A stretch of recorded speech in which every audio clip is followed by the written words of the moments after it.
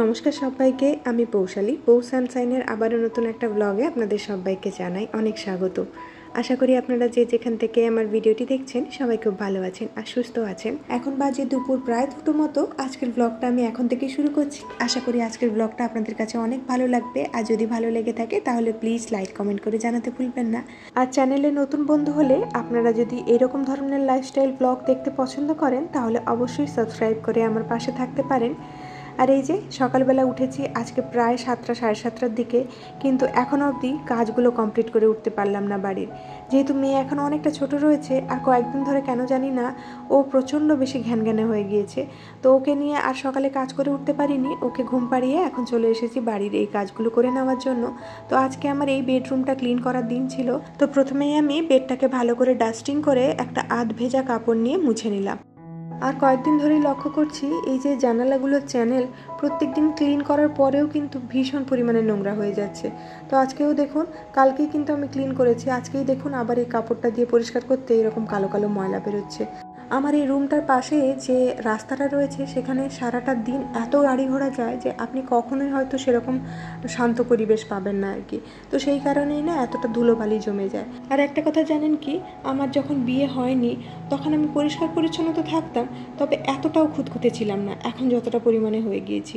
যবে থেকে নিজের সংসার হয়েছে আর যবে থেকে নিজের হাতে করে সংসারটাকে গুছিয়ে রেখেছি তবে থেকে আমি এই সমস্ত ব্যাপারে প্রচণ্ড পরিমাণে পার্টিকুলার। মানে যখন কোথাও একটুখানি ধুলো জমতে দেখি সঙ্গে সঙ্গে সেই জায়গাটা ক্লিন করে নেওয়ার চেষ্টা করি।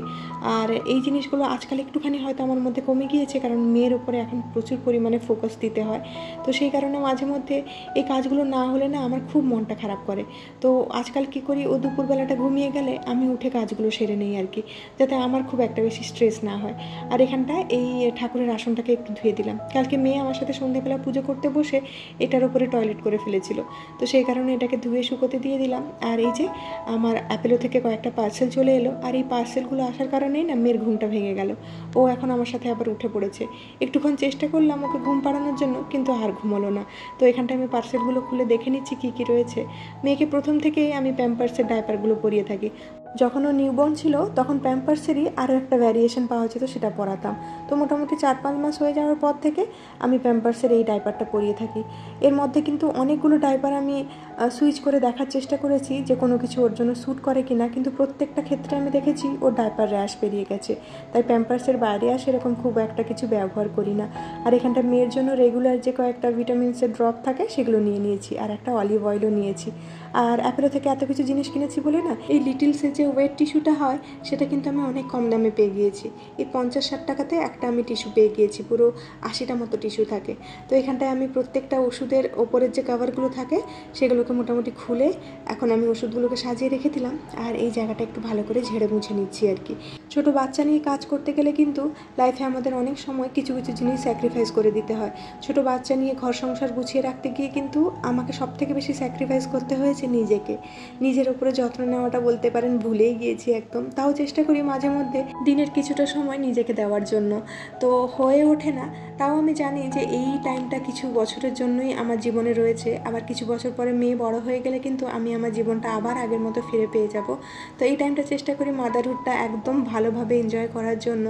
তো তার মধ্যে যতটা পারি সংসারের কাজগুলো একটু গুছিয়ে করি আর কি। তো এখানটায় দুপুরবেলা না রান্নাবান্না করার পরে আজকে আর গ্যাসটা মোছার সময় হয়নি, তো এখন মেয়েকে নিয়ে বিকেলবেলা গ্যাসটা মুছে নিলাম। যদিও রান্নাবান্না করার সময় আমি গ্যাসটা একটুখানি পরিষ্কার রাখি, তাই খুব একটা অগোছালো লাগে না আমার রান্নাঘরটা দেখতে। হাতে হাতে করে ফেলি তো, তাই খুব একটা অগোছালো লাগে না। তো তাও রান্না করলে তো আপনাকে কিচেনটা ক্লিন করতেই হবে, তো সেটা করে নিয়ে ওই দুপুরবেলা যে জামা কাপড়গুলো ভিজিয়ে রেখেছিলাম সেগুলোকে এখন কেচে নিয়ে বাইরে মিলে দিচ্ছি। এই দুপুরবেলার টাইমটা না, মানে এই 3টে সাড়ে 3টের দিকে আমাদের এদিকের বারান্দাতে প্রচুর ভালো পরিমাণে রোদ্দুর আসে। তো সেই রোদ্দুরে মোটামুটি জামা কাপড়গুলো শুকোতে দিলে রাত্রের মধ্যে এইগুলো শুকিয়ে যাবে আর কি। মেয়ের যে পাতলা পাতলা জামাগুলো রয়েছে সেগুলো কিন্তু রাত্রি 9টার মধ্যে বেশ ভালোভাবে শুকিয়ে যায়। তো এই টাইমটা আমি এইদিকে জামা কাপড়গুলো দেওয়ার চেষ্টা করি। তো তারপরে আমি চলে এলাম এই বেডরুমটাতে আবারও। এই বেডরুমটা দেখুন একটু আগেই কিন্তু আমি ক্লিন করে গেলাম, তারপরে আবার যেইকে সেই হয়ে গিয়েছে। কয়েকটা জামা কাপড় বাইরে রাখা ছিল, সেগুলোকে এখন ফোল্ড করে নিয়েছি, আর হাজব্যান্ডের কিছু জামা ছিল সেগুলোকে আয়রন করে এখন রেখে দিচ্ছি।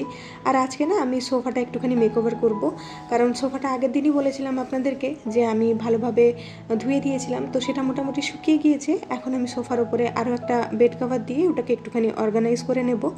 আর এখানটায় কিন্তু আমি ওই বেড কভারটা ব্যবহার করছি যেটা আমি ডাইনিং টেবিলের উপরে দিয়ে রেখেছিলাম না, সেইটা। তো এর প্রিন্টটা আমার এতটাই ভালো লেগেছিল, এটা আমি স্টাইল বাজার থেকে কিনেছিলাম। তো আগে যে বেড কভারটা ইউজ করতাম সেটা সিঙ্গেল বেড কভার ছিল, তো ওটাকে আমি এই সোফার মাপে না একটা দর্জির কাছে গিয়ে কাটিয়ে এনেছিলাম আর কি।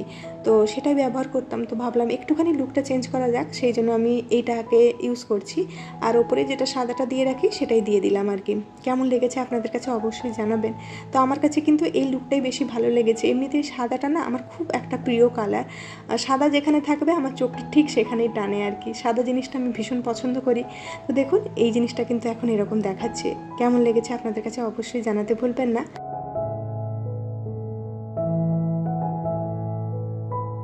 রাধা মাধবের কৃপায় এই কয়েকদিন ধরে আপনাদের কাছে আমি অনেক ভালোবাসা পাচ্ছি, অনেক ভালো রেসপন্স পাচ্ছি। তো সেই কারণে আপনাদের প্রত্যেককে জানাই অসংখ্য ধন্যবাদ, আর মন থেকে আপনাদের প্রতি আমি সত্যিই খুব কৃতজ্ঞ।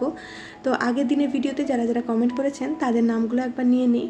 দীপা দাস, সুকন্যা বানিক, আর Tumpa Pal, Aradhana Sahu, Poppy's Daily Blog, Piyali Das, Aparna Maiti, Soma Ganguly, আর রীতি হালদার। আরও কিছু কিছু দিদিভাইরা রয়েছেন যারা আমাকে কমেন্ট করেছেন, তবে সেগুলো আগের ভিডিওতে করেছেন, তো কোনো দিন তাদের নামগুলো আমি ভিডিওতে অবশ্যই নেব। তো এখানটায় কিন্তু একটু পরেই দেখলাম বৃষ্টি শুরু হয়ে গিয়েছে। ভেবেছি আজকে মেয়েকে একটুখানি মাঠে নিয়ে যাব, তো বৃষ্টিটা যদি কমে তবেই আমি ওকে মাঠে নিয়ে যাব, একটুখানি ঘুরিয়ে আনবো। তো বৃষ্টিটা হতে হতেই কিন্তু এদিকে আমি আরও কিছু কাজ সেরে নিচ্ছি। আজকে মোটামুটি এই কয়েকটা জলের বোতল খালি বেরিয়েছে এতক্ষণের মধ্যে, তো এগুলোকে একটুখানি ধুয়ে নিচ্ছি। যেহেতু প্রত্যেক দিন আমার এই জলের বোতল ধোয়া একটা অভ্যেস হয়ে দাঁড়িয়েছে, না ধুলে না আমি এগুলোর মধ্যে আর জল ভরে একদমই রাখতে পারি না। তো এগুলোকে একটু ভালো করে ধুয়ে নিচ্ছি। আর মেয়ে মাঝে মধ্যে না এই সমস্ত জলের বোতলগুলো থেকে জল খায়, তো সেই কারণে আরেকটু ভালোভাবে এগুলোকে মেনটেন করার চেষ্টা করি আর কি। দীপা দাস আমাকে বলেছে যে তোমার মেয়ের জন্য যে রেসিপিগুলো বানাও সেগুলো না অনেক হেল্পফুল হয়। তোমাকে অসংখ্য ধন্যবাদ জানাই দীপা। তো আমি চেষ্টা করি আমার ভিডিওর মধ্যে যাতে তোমাদেরকে কিছু না কিছু আমি দিতে পারি, সেটা রেসিপি হোক বা বাড়ির কাজ করার রেন্থু হোক, কিছু না কিছু দেওয়ার আমি সব সময়ের জন্য চেষ্টা করি। তো আজকে সেরকমভাবে কিন্তু মেয়ের একটা খাবারের রেসিপি তোমাদের সাথে শেয়ার করছি। তো প্রথমেই আমি একটুখানি ছানা দিয়েছিলাম ওকে, প্রথমবারের জন্য ছানা দিয়েছিলাম একটু চিনি দিয়ে। তো যদি খায় তাহলে ছানাটাই খাইয়ে দেবো, একটু ফাঁকি মেরে দেবো, আর যদি না খায় তাহলে এরকম ছানার বল বানিয়ে ওকে দেবো আর কি। ও এরকম ধরনের হালকা ফ্রায়েড আইটেমগুলো খেতে বেশ ভালোবাসে। তো দেখলাম ওই কাঁচা যে ছানাটা রয়েছে ওটা একদমই মুখে দিতে চাইলো না। তো ফাইনালি কিন্তু এটার সাথে একটুখানি বেসন আর একটুখানি নুন আর একটু হলুদ মিশিয়ে এটাকে ভালো করে ভেজে নিয়েছি অল্প তেলের মধ্যে। তো এখানটায় ওকে আমি একটুখানি খাইয়ে নেব, তারপরে ওকে বের করিয়ে নিয়ে যাব মাঠে। কারণ এখন দেখছি একটুখানি বৃষ্টি হয়ে বেশ কমে গেল, আর এই বৃষ্টি হওয়ার পরে দেখছি ভীষণ ভ্যাপসা গরম হয়ে যাচ্ছে, মানে টেকা যাচ্ছে না, এতটা বীভৎস গরম হয়ে যাচ্ছে। তো আপনাদের ওদিকে কেমন গরম অবশ্যই আমাকে কমেন্টে জানাবেন।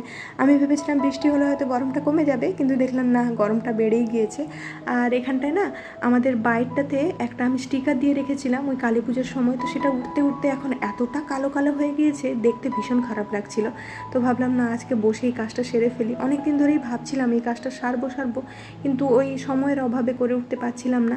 তো ভাবলাম যে না, কাজ ফেলে রাখলে একদমই হবে না, এই কাজটা সেরে ফেলতেই হবে।